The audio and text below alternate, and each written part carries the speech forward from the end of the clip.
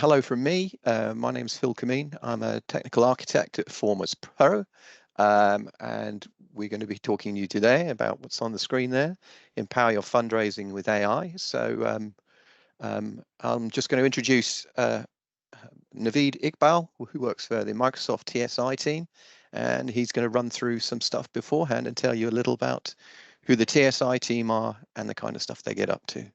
Yeah, we've got a time for a short Q&A at the end. So if you've got any questions, bang them in the chat and we can look at those and try and answer them as we go, I think. Naveed, are you happy to go? Yes, go for it. Brilliant. My name is Phil Kameen. It says I'm a TOGAF certified architect that works at Foremost Professional Software, Foremost Pro. We've been a Microsoft Gold partner for a few years now. Our specialism really is the Microsoft Dynamics sort of systems. So that covers Business Central and what used to be called CRM is now CE.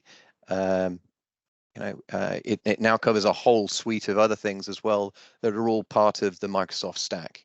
I have a background. Originally, I did an MSc in artificial intelligence in 1995. Things were a little bit different back then. And I went on and became a web developer and a Dynamics developer about sort of 10, 15 years ago now. My job is as technical architect is basically problem solving. So I work up and down the sort of the business chain, as it were. So I deal with end users and do all that sort of that great stuff.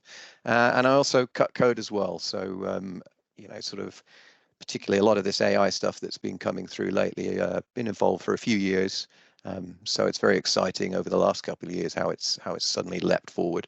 There we go, a link to my blog as well. Whenever I can't find anything, an answer to something somewhere, I end up blogging. So sometimes I blog a lot, and sometimes I hardly blog at all. So I think over to you, Naveed. Great stuff, thank you. Apologies about that. I'm not sure why my name is showing as Brian Allen there. I'm definitely not Brian Allen. So, my name's Naveed Iqbal. It wouldn't be a presentation if we didn't have an error. So apologies about that. So my name is Naveed Iqbal. I'm the UK ambassador for Tech for Social Impact here at Microsoft. Been in the industry probably about 22, 23 years now. Worked for the likes of IBM, Fujitsu UK. Was at Microsoft previously. Left, went to work as ASUS as a channel manager, and then when this opportunity came up at Microsoft to join the Tech for Social Impact team, for me it was a no-brainer. Get to work with, and I think I've probably got one of the best jobs here at Microsoft, to be honest with you. I get to work with our partners such as Foremost Pro, but I also get to see some of the really amazing stuff that the non-profit organisations are doing. So huge thanks from us at TSI for the great work that you do. So I just want to give you guys today just a brief overview on Tech for Social Impact. What is Tech for Social Impact? What it means? We're slightly different to the larger Microsoft, where there's probably about 250 of us globally on the Tech for Social Impact team, and everything that we do is reinvested back into the non-profit sector. So essentially, the larger Microsoft said, you know what, guys, everything that you make in terms of the small margins that we make after the discounts that we give, you can keep that and you can reinvest that back into Tech for Social Impact to enable us to grow the team and to support our partners like Foremost Pro, but also ultimately support you guys who are the non-profits to do the mission that you're on and the sort of the IT challenges to your partners and ourselves. So at Microsoft, we believe that technology is a powerful force for empowering people and organizations, right? We see it every day in our work, whether it's data and AI helping predict malaria outbreaks or humanitarian organizations delivering digital literacy to displaced people. And we believe that the success of the non-profit and the NGO sector is critical to how we achieve our mission as a company. But to do this, we must make sure that the benefits of world-class technology is accessible and it's relevant for non-profits, NGOs and IGOs. So as a customer-first, partner-led company, we start with the needs of our customers and work with our partners to deliver the best outcomes for each organization. So if we take a look at the world, it's changed so much in profound and fundamental ways, right? We've seen the role of technologies have a positive impact as we've all tried to survive through this pandemic. And the level of technology adoption has rapidly accelerated. Now, as we think of that pace of transformation, we have to understand the consequences of that transformation, as well as what our role in that transformation is. We see a digital divide, an opportunity continuing to grow, but many people are left behind. The number of children in sub-Saharan Africa that are literate at the age of 10, so that's when you stop learning to read and then you read to learn, is 10%. So 90% essentially can't read in sub-Saharan Africa. That means they can't get a job. That means the economic opportunity gap is growing, and COVID had an impact, and technology has a role to play there. We also look at the persistent fundamental rights issues. We see tragic and unlawful wars unfolding, and we're seeing human rights today and every day being violated on the news across the world, and technology also has a role to play there. We see an urgent climate crisis. So in 2021, at the end of June, it was 106 degrees Fahrenheit in Seattle. In the Netherlands, it was also baking at that time. And I believe we've also just had the hottest January on record. So that's not normal. And there's a role for technology to play in supporting the world to become a cooler, better, safer place. And then there's this diminishing trust in big technology organizations. There's always questions about our motives, our motivations, but it's critical that we apply technology and innovations to address these challenges, but without sacrificing our core values, such as trust, privacy, transparency, and inclusion. We realized that we needed to evolve and think about a different business model role in supporting societal changes and organizations and the non-profits that serve this purpose. So in 2017, Microsoft Philanthropies brought its contribution efforts together with commercial sales and business development to create Tech for Social Impact. So we created Tech for Social Impact to empower every non-profit and humanitarian organization to accelerate social good. So as we help to work everyone achieve more, we're committed to sharing our learnings and reporting across a progress variety of societal causes, such as affordable housing, digital skilling, and climate change, just to name a few. So give you a couple of examples. Microsoft has reduced 21 million metric tons of carbon dioxide equivalent by our top suppliers. And each month we analyze over 470 billion emails for malware and phishing attempts. We combine our grants with non-profit commercial engagement in a single team to accelerate impact through technology, deliver solutions to empower social breakthroughs, and help accelerate Microsoft's philanthropic efforts through our efforts and those of our partners, such as Foremost Pro. So we don't only provide technology grants, but we also reinvest any profits made from discounted sales to larger charities back in the sector to help the smaller ones. We give free software to those with 10 or fewer employees, which makes up about 80% of the world's 4 million non-profit organizations. We also help non-profits modify Microsoft software to help with their specific needs, such as fundraising and mobilizing volunteers, in part connecting them with willing helpers in the company's global partner ecosystem. And we also offer digital skills training as well. So as of March 2021, over 30 million learners were reached as part of our global skills initiative. So we're committed to helping in the following ways. So if we look at affordable technology solutions, we work closely with non-profits to create purpose-built solutions on technologies across all of our product stacks. We're committed to helping non-profits get access to best practices, reference architectures, and faster data insights. And then capacity building. So just delivering technology isn't the whole answer. We recognize that capacity building is often the key to successful adoption of new digital technology. So that's why we're committed to helping organizations get access to training and certifications to improve their digital skills. And then we look at the Microsoft partner ecosystem. So we leverage tens of thousands of commercial partners to create a healthy ecosystem of partners dedicated to delivering solutions and services designed specifically for the non-profit sector. And then lastly, we look at the social investment model. So all incremental funds after costs go back into the team, as I mentioned earlier, to help with charitable contributions. The work that we do in TSI and the broader philanthropies organisation is perhaps some of the best and most powerful work in bringing these pillars to life. So the Tech for Social Impact team is truly committed to this sector, and the idea that it's absolutely core to our mission to empower every non-profit and international development organisation with technology to accelerate social good. And we've got a couple of examples of how we directly impact the societal pillars. Just want to share a couple with you today. Our partnership with UNICEF is a great example of how we directly support inclusive economic growth. So as I mentioned a couple of minutes ago, 10% of children aged 10 in sub-Saharan Africa can read and 90% cannot. UNICEF terms this gap learning poverty. So if you can't read, it's hard to learn, which in turn impacts your economic prospects. So through our Learning Passport partnership, we've deployed community training to assist in 23 countries, and 20 are now in process. Millions of kids are registered and nearly 300,000 have completed training.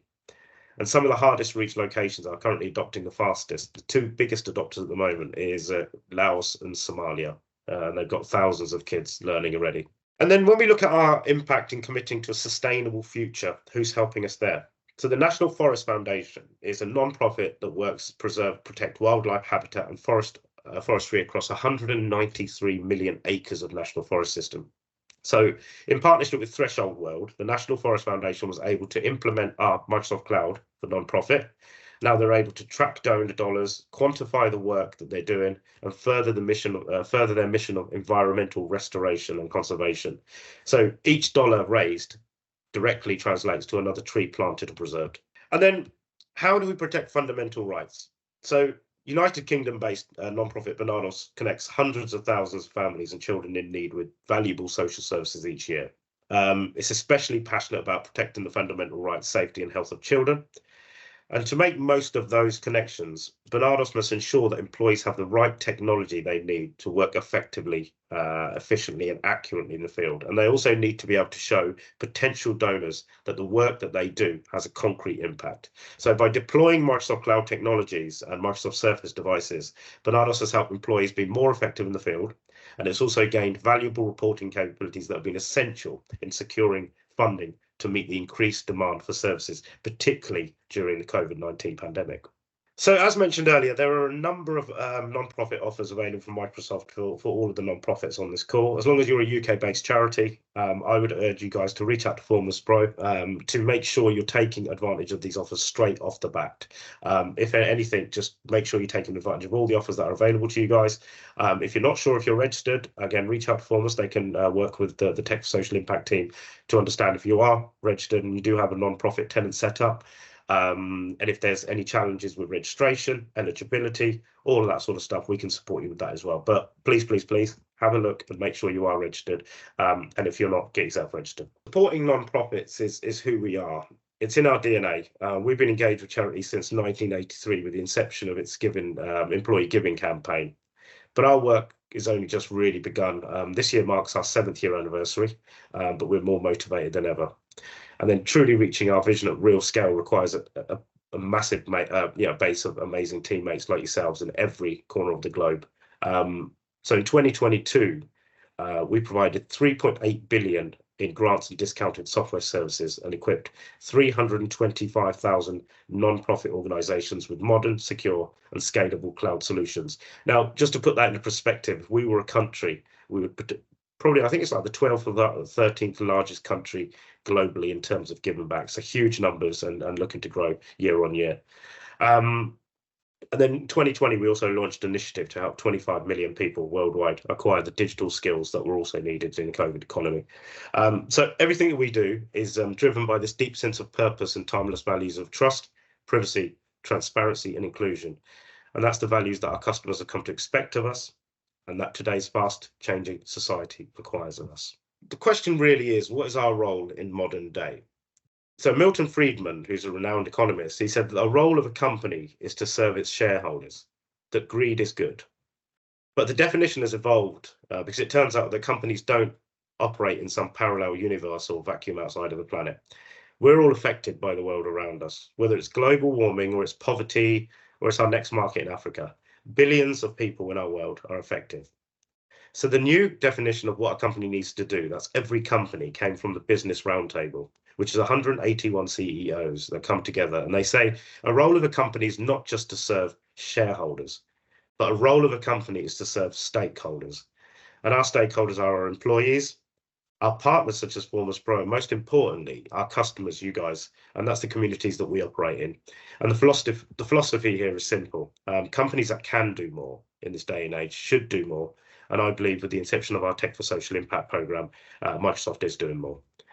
And with that, I would like to say thank you, everybody, again, for taking the time to join today. And a massive thanks for all the great work that you guys are doing. Happy to take questions at the end. Over to you, Phil. Thank you. We're going to talk about AI. What is it? We're going to do a little bit of history. Why are we talking about history? This is all about how to empower your fundraising with AI. I think, particularly with the more recent changes in technology, it's important to see where it's been and where it's going to. And I think the history, a discussion of that history will bring that out. It's quite short. We're going to say that, AI is more than one thing. So, what have we got on the tool belt, as it were? I think if we're going to play buzzword bingo on this call, the two words that are, you're going to be marking off a lot are going to be data and layers. And because, software is composed of lots of layers. And when somebody says AI, they generally mean more than one thing. And so we're going to, sort of just cover that off. We're going to talk about how you bring that together, and we're going to see how Microsoft tools bring that together. We've got their custom insights journeys and Copilot in Office. But the two things, and one I've highlighted there in bold, is the word Power Automate, which is sort of like a magic glue in the Dynamics world. So I'm going to be covering off a few bits and pieces, and towards the end we'll do a demo, and we're going to show you some customer insights, and we're going to do a Copilot demo, and then we can do a Q&A at the end. What is AI? What are we talking about today? Theory and development of computer systems, blah, blah, blah. We're talking about the current tool sets. We're not talking here about, sort of Skynet or anything else like that. We're talking about the tools that are available. Generally, we're talking about the Microsoft stack, but an awful lot of some of these tools mix and match with lots of different kinds of data sets. Is AI a new idea? And the long and the short of it is no, it's been around for a long time. There's ideas of and pictures of automata from a long time back in the past. But AI, certainly modern AI as it's understood, I think really started out with Alan Turing's work just post-war. He was building components and modeling stuff mathematically with bits of old Lancaster bombers. And it's interesting how the errors and stuff introduced by using fairly analog components led to the development of some of the first artificial neural networks. So ANN, I'm going to probably mention neural networks a little bit, a couple of times. Neural networks are the big fundamental bits of software that sit underneath some of the latest changes in AI, the large language models. There's a few buzzwords starting to appear here in terms of, I'm going to say things like model. The ideas, hopefully, that an artificial intelligence can produce and stuff that you can then consequently use within the not-for-profit sector to work on, sort of example, donor churn and helping manage volunteers. So that's post-war. Pretty soon, there was the first chatbot was created called Eliza, created by a guy called Jeffrey Weizenbaum. He worked at MIT, and it's certainly interesting, sort of how people started to treat the AI in terms of suggesting it actually has a personality and things like that. And I think he very famously sort of said, I had not realized that extremely short exposures to a relatively simple computer program could induce powerful delusional thinking in quite normal people. If you Google Jeffrey Weizenbaum, you can imagine him saying something like that. He seems quite the character. But, there's been more recent things where people have compared ChatGPT to versions of Eliza that still exist. And Eliza is, under certain circumstances, behaves in a very realistic sort of sounding way. And that was sort of something that Alan Turing came up with, that do we think a machine is actually intelligent when we can't, if we're in a separate room to it, if we're looking at its answers, does it appear to actually be a human being? I think that idea again has more recently gone away. And I think the modern use of AI, thinking about concepts such as responsible AI, which is sort of a big flag in the sand, as it were, for companies such as OpenAI and Microsoft. It's very important that I think we don't start to see AIs as having personalities. They certainly do some strange things. If you ask DPD or Air Canada recently, then they would probably agree with you there. So by the mid-80s, Marvin Minsky and Roger Schank coined this term AI winter. And it was because the technology hadn't sort of kept up with some of the ideas, and the power of IT basically in 1984 wasn't keeping up with it. So there's a lot of these ideas which have been floating around, for 70 odd years, haven't really had a chance to come to full fruition until quite recently, because of the sort of the sudden availability over the last 5 to 10 years of computing power at huge scale and at relatively cheap costs. I'm going to talk a little bit about sort of some of the stuff I was trying to do in 1995, and limitations were generally technology, and that seems to be something that's starting to go away because of big organizations such as Microsoft having these huge data centers and being able to provide that information and that power to relatively easily to people. 1997, Deep Blue defeated Garry Kasparov in a game of chess, very famously, and the history goes on. It seems to be relatively stale up until relatively recently. So in 1995, I was doing my MSc, and before that, I did my BEng in Liverpool University, and I used a piece of software called BrainMaker to model neural networks, and I was using it to train a robot arm. The computing power at the time was slow enough that the arm was not being able to move to a certain position. So we thought that we'll train a neural network, and because a neural network is quite light in terms of processing power, at least certainly when it's running, we could try and make it quicker than a regular computer. And then by 1995, we're talking about more neural networks. The issues again that we ran into was that the computer was, even at a Pentium with 4 megabytes of RAM, which was fantastic for the time, it simply wasn't able to do a great deal. It's not something that you can easily put somewhere. And I think what we're going to do is we're going to illustrate in a couple of demos shortly how that the technology has moved forward. The fundamentals are still the same. So there are still neural networks hiding underneath this. There are still rule-based systems and other bits and pieces. But what's happened is that they're now available in a much, much easier way. And that means they've become a lot more usable within the various stacks of software that we have. So there we go. I'm talking layers again.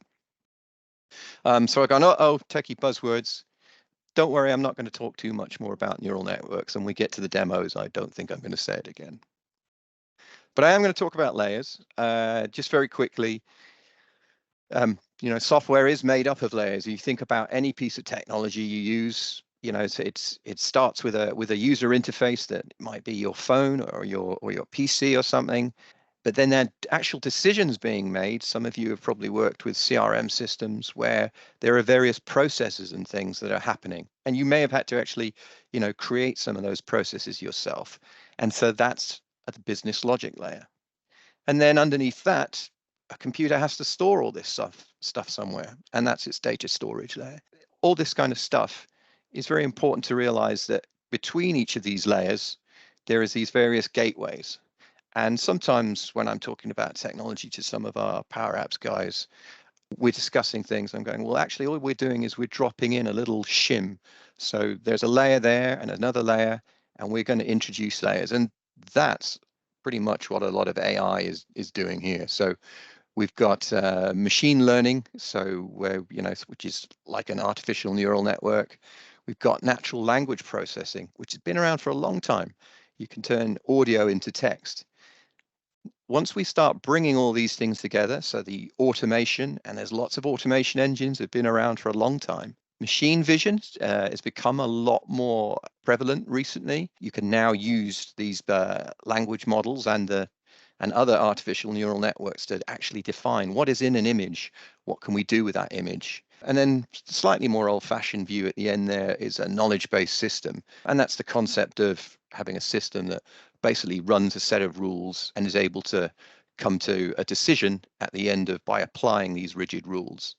But of course, once you start adjusting and putting items between these various layers, so if we, for example, let's take the next example, we're going to put all these AI layers together, and sentiment analysis, which has been part of one of the Microsoft AI services, is a mixture of a lot of these technologies coming together. And I think what's important to realize is that as we look at some of the demos later, you're going to go, oh, I kind of recognize what it's doing. And then suddenly there'll be a little bit of AI coming in, or certainly the more later AI, which is we're going to talk about in a second. And once we've got all of these things, then we can actually bring them together. And for example, you could monitor volunteer sentiment or monitoring your donor communication sentiment, and you can be tracking it. So all of this stuff's been around for a long time, some of it, but now we're getting to a point in history where the power and, more importantly, the connectivity between these layers allows us to create something that is very, very powerful and usable in a relatively straightforward and a pretty cheap way, frankly, considering all of the amount of sort of power and history that's gone into it all. So we mentioned some of the older bits and pieces there, neural networks, we talked about history, we've talked about Turing even, but more recently, and certainly the last couple of years, you can't help but notice ChatGPT. And ChatGPT is only a couple of years old. The GPT, it generates, pre-trains and transforms. And we're talking again, under the hood, there's lots of our artificial neural networks going ahead and crunching through numbers. Interestingly enough, on the slide deck, I put this together for something a few months ago, and I took a screenshot from this is from Westworld, which as a card-carrying nerd, I definitely am. It was fascinating to see that it works, and it showed something happening, which is what GPT does. Is it picking up on a word and trying to work out what in its training set is the next word, what normally appears, and it's putting that together and then looking again at that list and putting it again.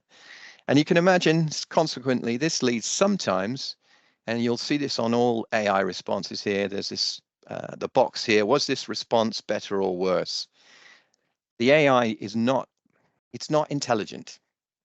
It's certainly a very, very clever piece of software, but it is not intelligent. What it's doing is it's bringing together your data and the way that your data is structured, which is going to be layers. So keep ticking off on those checkboxes for me. That's how this stuff works. And I think it's important to understand that, so that you don't go in and think this stuff is magic. It's not magic. There's been a lot of hard work behind it, a lot of years of technology building up to the point. And I've got my friend there, the monkey with a keyboard, sort of making the joke about the infinite monkey theorem. Is that what ChatGPT is? I think I've made that joke probably a few times in the past, but it's actually, it's tremendously clever bits of software all fitting together and using all of this information to bring out these kind of answers for you based upon the what you've been given. So how does Microsoft bring all these layers together? So Microsoft Dynamics has been around as a piece of software certainly since sort of 2010 or something like that. Originally it was just called CRM, but it's morphed into, over the years, this powerful tool which is really called Power Apps, and everything sits on top of a big database layer, if you like, called Dataverse. It's a bit more than a database, but it's certainly worth just for now thinking about it. It's also got a lot of automation and a number of other tools which allow you to congregate your data and transform it and use it in strong ways and build these various applications which should allow you to sort of drive the relations that you have with your donors and your volunteers, for example. We've got Dynamics. What was Dynamics Marketing is now called Customer Insights Journeys, and that's all about, traditionally it was all outbound marketing, and that seems to have fallen away a lot recently. People are much more talking about the concepts of real-time journeys. Certainly with its latest name change, it's got a number of bits of AI and Copilot sprinkled into it, and I mentioned a couple of examples there. And there's also another part of customer insights called data. So think of them as two halves of, of the same coin, really, two sides of that same coin. The journey is all about driving that data and about getting people's information in. And then the customer insights data is about importing that information and then looking for patterns in it. And once you start looking for patterns in something, and I'm going to use the magic word models here, once you've got that model, then you can start driving analytics and predictions from it. We're going to say garbage in, garbage out at some point today. And again, this is all down to the kind of data that you have. And then, yeah, the new boy on the shop really is, courtesy of the GPT stuff from OpenAI, which obviously Microsoft is a partner in that venture. This Copilot acts, I've called it here, contextual glue. But there's a number of different Copilots out there. We're going to demo today a little bit of Copilot Studio. We're going to see Copilots in Customer Insights. We're going to see Copilots in Office 365. They all using this same fundamental sort of this GPT level software, which is able to look at your data and extend and work out what it's going to be. It could do nice summarizations because of its technology. This is what it is. It's, to my mind, it's very much, a contextual thing that allows you to bring everything you've had together for all this time, all of these different technologies, and finally, hopefully, knit them together in a nice way. And helping in that journey is Power Automate, and that's part of that automation stuff that we've been talking about earlier. And we're going to do a little bit of Copilot for MS365. Yes, I thought I'll let you know what I think of it at the time. Yeah, super impressed, really. So, yeah, hang on. You're thinking to yourself, I can do all of this stuff. I've got my existing marketing tools. I can got my various portals for talking to my various volunteers and things like that. But can you actually look at that data and look at it in scale? And this is what AI really is bringing to the table, I think. It's about being able to look at something in huge scale from a prediction point of view. It's also about being able to then generate from your existing data as well. So I hope you're still on the buzzword bingo. We've got a pretty picture here. And the main thing for me really is there's a couple of takeaways on this architecture diagram. We've got obviously over on the right-hand side, the large language model. But the arrows and stuff that's going into it is one of the ones here is there's arrows pointing towards the bottom of the page that talk to something called Microsoft Graph. And Microsoft Graph, assuming you've got the appropriate Copilot software, the 365 one, gives access to a whole level of context and a lot of your data, a lot of your existing business data. And so suddenly you can take these great big shortcuts through your data and understand what's going on.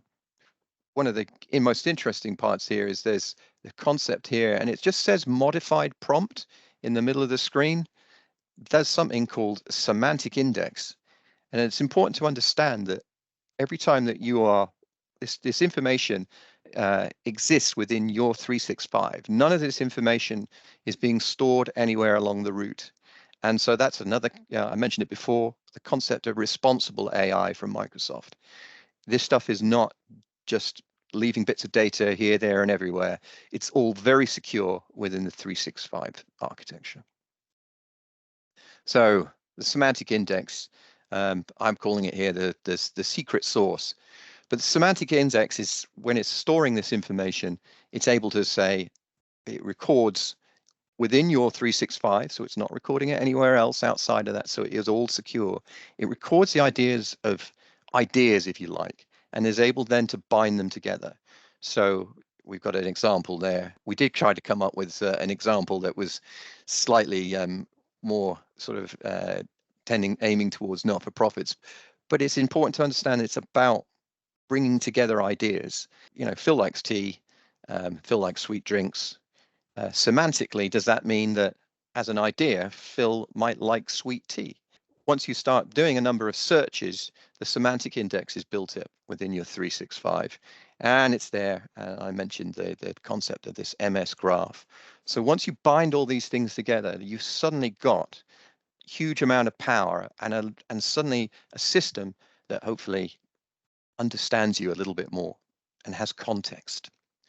So that's the techie bit one done as a such. So here's 3 words data for your checkbox.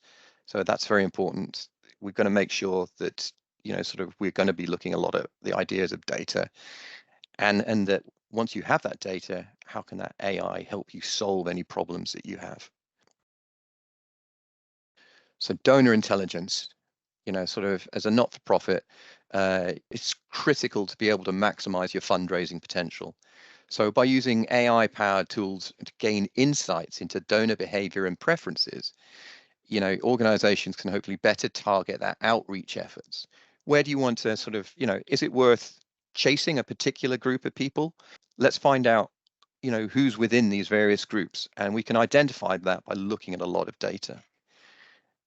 It doesn't just have to be, it's not a shotgun. I know I've spoken to people in the past within NFP, and they're like, well, is AI going to be this horrible monster that fires out 1 million emails? No, it's all stays completely within your control. So fundraising automation. So this already exists to an extent. I mentioned sort of dynamics marketing, which is now customer insights journeys. There's a lot of automation and there's a lot of repetition. Stuff that you're doing, for example, having to deal with gift aid. All these kind of things, we can reduce the amount of effort that you're having to do, more importantly, the repetitive effort, because we can be automating those and working closely with the data to try and keep these jobs nice and easy to do. AI-powered tools can help identify, sort of fundraising opportunities and provide a level of insights. It can get it to draft an email for you. So we're going to do a demo shortly on customer insights journeys. I've seen a version that's coming soon, sort of towards the end of the year, where nearly a lot of the actual creation of an email and even the images within the email can all be modified on the fly by artificial intelligence. You just have to say to it, okay, I want to change this image and put in a different background, and it can go ahead and do it. It's super impressive stuff. If you get a chance to dial into one of the Microsoft demonstrations for customer insights, I do highly recommend it. So here's a much more concrete example. Volunteer management. With your volunteers, you probably get an awful lot of forms filled in by, you're talking to your volunteers and they're having to fill stuff in, or they're going out to people and they're taking people's information. And at some point, somebody has to put these into a system. And if you can get all this data into your system, then you can have a lot more power to the hand, right? This is an example where you could train a model to look at your paperwork, just scan it in, it would read it. And then over here on the right-hand side, what we're doing is we're taking that information and we're rolling it into our dynamic system. And this is a screenshot of something called a Power Automate. I mentioned it earlier. And this allows you then to if you've got 5,000 documents and you just have them scanned in, then they could suddenly roll into your system. You can imagine how much time it would take if you had to do it manually, or even sort of, you had to get 20 volunteers to then try and type the data in and they get it wrong, whereas the AI is going to be a lot more accurate over on the scale. Let's jump into some demos. I'm going to do a little bit about Copilot Studio. And it's going to show some simple predictions and a bot demo. What used to be called a bot, really, they are now all called copilots. So the term copilot means a lot of things, really. We've got a little bit about integration with Power Automate, where we can actually get your copilot to look, for example, at Just Giving for you, and you can say to your copilot to do jobs within, talking to an API for you, and we can use it to, predict donor churn from the vast amounts of data, hopefully, that we'd be building up. And there's a lighter demo as well where I'm just touching on some of the, I referred to them as AI sprinkles earlier, where we're looking at the customer insights journeys and how that instead of having somebody to actually manually put together a journey, that they can actually just key in the words and the AI will work that out and then actually produce the journey for them, making it so much easier for non-technical individuals to be able to work within your marketing work there. And then last but not least, we're going to be looking at Copilot and trying a few different prompts and seeing how it behaves in that software. I think it's super impressive. When I was introduced to Copilot, only given a license about a month ago, and I kind of thought this is just going to be a fad. How well can it really work? And I think I'm going to show you a couple of examples that hopefully, certainly for me, there's been a couple of times it's really knocked my socks off. It's very impressive. Okay, so first up, we've got a couple of recorded demos that I've had to do, and let's start this one. So we're predicting customer churn in Copilot Studio. So here I'm illustrating that we've got lots of data. There's lots of rows of data, more than 5,000 rows. And then this is a simple test dynamics style application just to show how much data we've got. So once we've got that data, then actually what we're going to do is we're going to dive here into Copilot Studio. And it's very simple to build models in here. And so here's a model that it's going to build where it's going to look at the churn likelihood there. So let's come back for a second. So you can see here that we're going to look at that data, and from that historical information where we've previously understood whether or not somebody's going to churn, we're going to train a model. And once that model's trained, we can see that all we need to do is go and grab that information, and then we need to select the various columns within that information. And once we've selected that, we're going to have a blue P into a moment here where we're going to jump to previously created model. Once we have that model in the system, we can then use that elsewhere. And so this is that whole sort of the concept I was talking about earlier, where once we've taken those models, we can reuse them in lots of different ways. And so there's our prediction model that I created. And then I think we're driving off to Microsoft Dynamics, and we're showing Power Automate. And I mentioned earlier that this then allows you to utilize that model within your existing system. So if you've made a churn model like we have here, then what we can do is we can then look at that data, look at that model, throw some data into it, and then it can come out with hopefully a level of prediction. And so once you've done that, even this is a relatively simple way of doing it, then that allows you then to target that donor potentially and look at engaging them and trying to make sure that they don't churn. So here's a next example. So we're looking at a Copilot here that simplifies websites and can talk to an API. So once we have, we can point a Copilot at any number of websites. And in this example, I pointed it at the ICO website. And as you can see, the ICO website's got a lot of pages and a lot of information in it. And it's not entirely straightforward to drive around. So once you've created a Copilot like this, you can then start to ask it simple questions. So what is a DPIA? And ignoring this the stuff on the right-hand side, but if we look at the chat, you'll see it's come up with an answer. And more importantly, is that we see there's a number of links off of it. You don't just have to take the Copilot's word. You don't have to think to yourself, uh-oh, is this another sort of Air Canada situation? Is it making things up as it goes? No, absolutely not. You're safe here. Responsible AI principle is hanging around in the background for us and taking care of a lot of stuff. So I've asked the question there, how do I do that? Not how do I do a DPIA? It's remembered what we're talking about and is then giving me information about how I do the DPIA. And so that illustrates a lot of power here. So you can roll this kind of behavior into your applications and So if you have new members of staff and they don't understand how to do something, great. With almost minimal effort, you've probably got all this information somewhere already. You've got all this information already. You've got a lot of this data. You've got a lot of this knowledge. And then Copilot is able to utilize that and then make it available to individuals, hopefully in a much simpler way, but it allows them to get on with doing their job much quicker rather than having to trawl through lots and lots of documentation. So it's just about to jump into a new part of this demo where the system can actually, we can point it towards an API, and an API is a way of talking to external systems. And something you guys have probably all done within NFP is having to talk to Just Giving in some way, shape, or form, getting data out of it or pushing data into it. And we can wire up the API, and once we've done that, wired up the API, we would be able to talk to it. So it's called a custom connector in Microsoft land. I haven't unfortunately been able to get a license for that. So I'm just using as another example, this MSN weather API.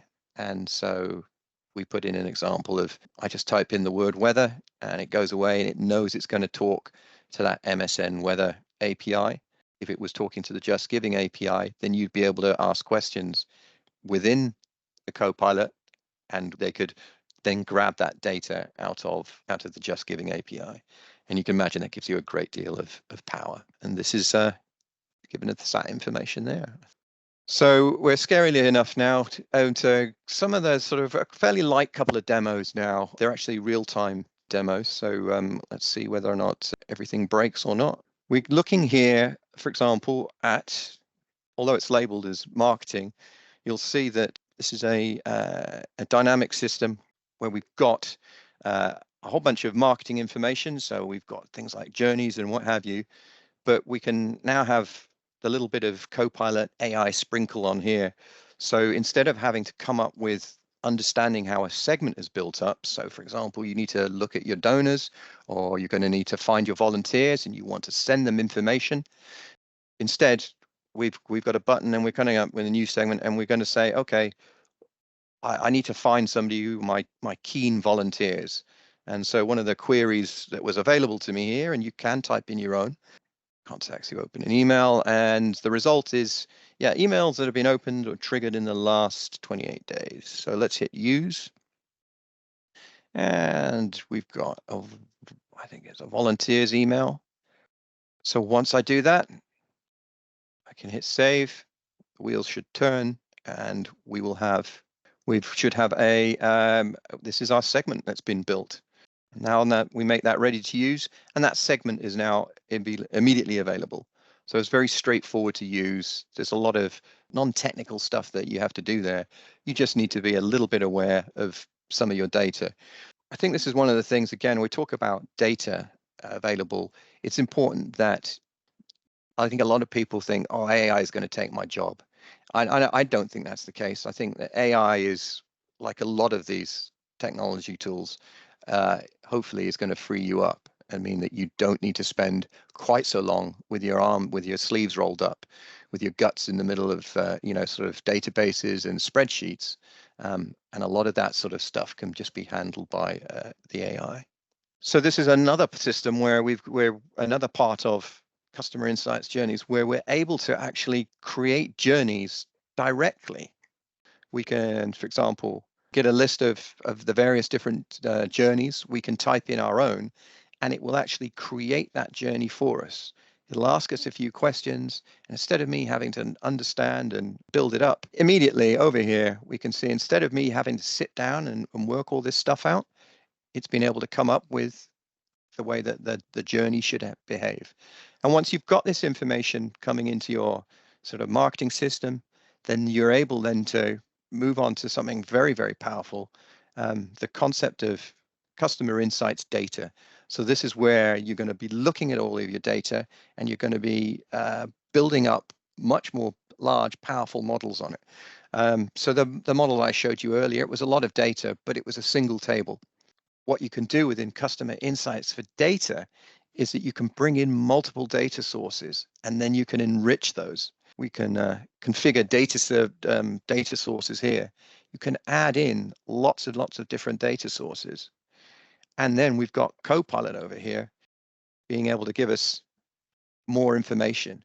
We can ask questions of the system and it'll allow us and it'll give us answers. So if we ask it what data sources, dynamics, insight support, it gives us an answer. And we can then go ahead and add a data source. And this time, all these different data sources are available to us.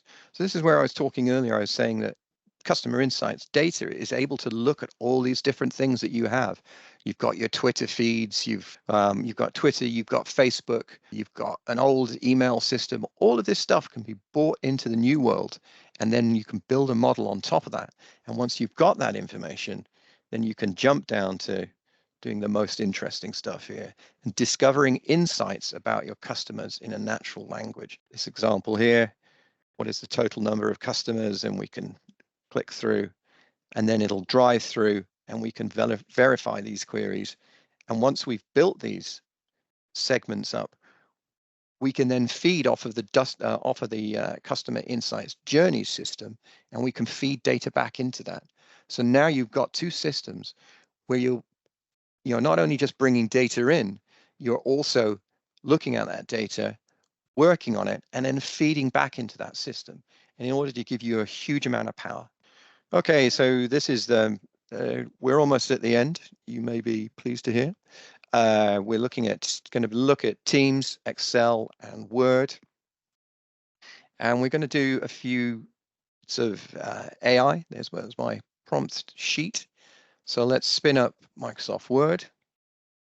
And something you might do a lot is have to write documents to justify your spending. How much time does that take you? And how much effort do you have to put into those documents? And, do you spend days having to put it together? One of the great things about Copilot is we mentioned the GPF. It's got all that data that's been trained on. Why not use that data and help it to certainly get the first 80% of most jobs done, and then you can build on those. Here we go, a proposal for increasing AI data analysis. And when you read through these, it gives great answers, right? People have been doing this for years, and so what it's doing is it's not being intelligent. It's not coming up with new ideas. It's looking at all those existing ideas, and here it is able to bring it to the fore and start generating a document for you. And maybe once you've started working on that document, you can then save it, and you can work a bit more on it. One of the great things about Copilot here is it does force a nice way of working. So if I then save this document and I want to look at it later or something with using Copilot, then what I'm going to do is I'm going to have to I save it by OneDrive, and then Word is capable. Copilot is then capable of going and looking at that document because it's available as part of that MS graph. And so that was part of that secret sauce we were talking about earlier. So you can see we've come full circle really in terms of ensuring that our data all lives in the same place. We had a meeting the other day where we were talking about Copilot. What went on in that meeting? So I could join a meeting, or I can be sort of somebody can say, oh, you missed a meeting the other day. As long as it's been transcribed, then I can point Copilot at it and I can go and get that information. Away it goes. And it's taking a little while time this time, but it's going to come up with some information, and it's going to say, here is, it's listened to that transcription and it's summarized it for me. So summarization is definitely one of those great things that you can do. And this is actually probably one of the main ways that I use Copilot is over in Edge. The reminder always that it's protected. Remember our responsible AI, and we've got work and we've got web, these two tabs over here. So think of them again as, one is, this has now got access to everything internal. Web is a little bit more like, Bing with steroids on it, in steroids really. So I'm working on work side of things. we just talked about recapping meetings.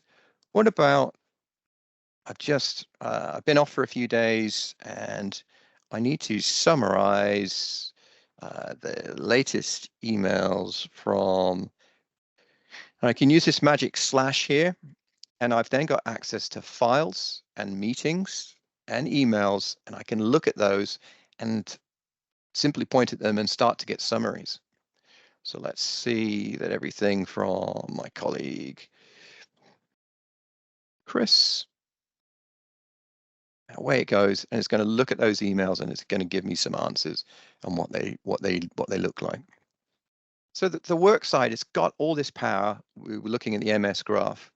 The website, again, a lot of power. Initially, you're thinking to yourself, well, is it any better than any other search engine? I'm certainly going to eat my words when sort of originally I mentioned that I thought this might be a bit faddish. I don't think it is. I think it's capable of doing some incredible things and very quickly. I need to write a LinkedIn post. There we go. LinkedIn post. Sounds a bit stuffy, doesn't it? So why don't I make it more fun? Let's see what it comes up with. There we go. The AI super fuel still seems a bit interesting. Luckily, once a year, there's International Pirate Day. So let's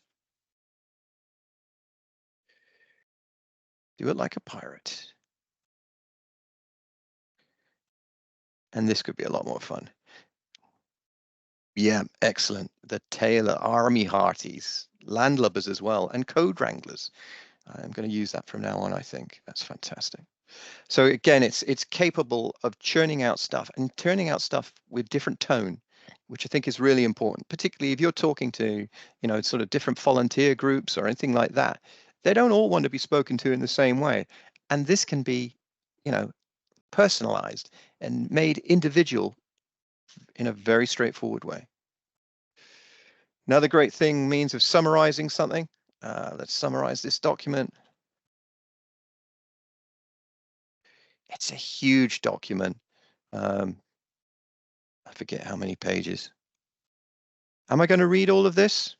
I probably have at some point. But if I wanted to give it to a colleague and I was like, okay, what's the best part of it to look at? I could easily create this. So I'm going to let that churn away, and then I'm going to show you what that looks like when we give it to PowerPoint. And here we are in Copilot. And Copilot's going to ask me create a presentation. And I'm just cutting and pasting what that last Copilot did for me. And now, with very little work, and certainly I think you'll be impressed with the level of quality that's produced here. We can start producing PowerPoint. So if you're asked to do these jobs, instead of having to spend, 2 hours or something and losing it from maybe your day job, these kind of things suddenly, 2 hours boils down to 20 minutes, and you've gained 1 hour 40 back. And it's yeah. You can probably hear I'm blown away by the quality of this stuff and the kind of things it's churning out. And as well, it's coming up with nice images and everything else. Talks about virtualization and containers, great, all fantastic, sort of Azure-based stuff. If you want to change the tone of it, say, I need to make this more fun, add more slides about another technology, and Copilot can go and do that for you. So one of my favorites actually here, videos. Here is a training video on Power Apps, and we've asked to summarize the PDF, but what we can also do is summarize the video. And it's going to go away, and it's going to, I think it's working again on the transcription here, and suddenly we've got all this power. And one of the most impressive things in here is that it's not exactly linked to all of this information here. So ordinarily there's this section here where you've got the various bits about your instructor. You'll see that they're not actually linked in terms of time. And you can click on the link and jump to the point in the video. So suddenly a 2-hour video, you want to find the most important part in it? Great, straight away you can do that. And we can jump back across into work and create an FAQ based on a file. So I think the file I had earlier was, yeah. Again, it's you know, sort of the sky's the limit in terms of this kind of stuff. You've got all this information in your MS graph. You can go ahead and suddenly attack it in a much more inventive way and expose it in a much easier way. You know, we can generate an email, for example, to volunteers. So it's no more having to think about, you know, am I doing this right? You can adjust the tone, the kind of documents that you get out, everything else, very simple and really easy to tie together with your existing data. Moving on, one of the things here is Excel. I was given a big Excel sheet. This information, I think, is about call logs and things like that. We can start showing the data insights. So this, again, it's a very powerful tool in terms of you've got some data and you're trying to get the AI to understand patterns within it that you think exist, but you're not entirely sure. Point Copilot at it, it's going to go away and it's going to pick up on the various bits of information in there. So this is going to show some data insights and it's going to give me a chart or something like that. And it's going to illustrate, okay, that, you know, 25% of the calls actually happen at 3 a.m. or something like that.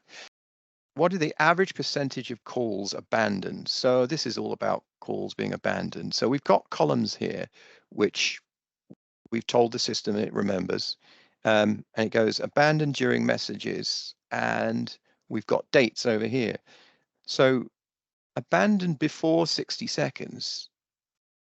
I've written seconds differently.